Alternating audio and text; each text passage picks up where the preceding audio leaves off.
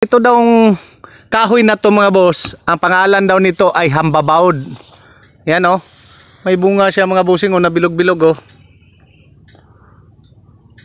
Yan, yung bunga niya. Hambabaud po ito mga boss. Akala ko talisay no. Dito ito makikita mga boss sa may Magsaysay. Hindi ko alam mga boss kung sitio lang ang Magsaysay or barangay talaga.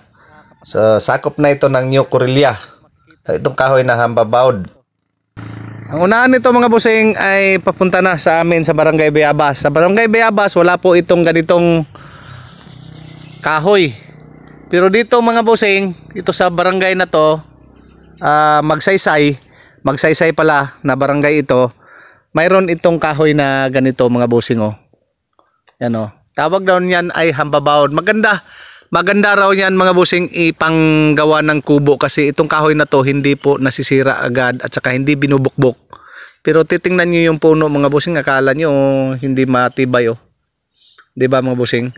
Itong daan pala na to, papunta na to ng New Correlia. Yan. Punta niya New Correlia. Ganito na yung sitwasyon ng daan dito. Maliban na lang doon mga bossing sa unahan sa Magsaysay, papunta ng Barangay Bayabas ay may 5 kilometers pa na hindi nasisiminto.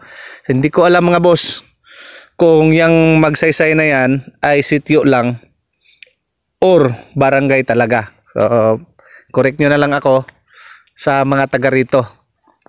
Yan o, ganda ng daan dito. Hambabaud. So, correct nyo rin ako mga boss kung anong tunay na pangalan ng kahoy na to sa inyo. Yan o, hambabaud. Awa ka kailan pa no? Magtalisay.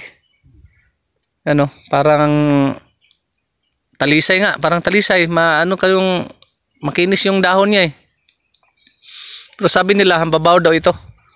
Wala to sa ibang lugar. Iwan ko sa inyo mga boss kung mayroong ganitong kahoy. Ganyan na hambabaud. Tara, hambabaud.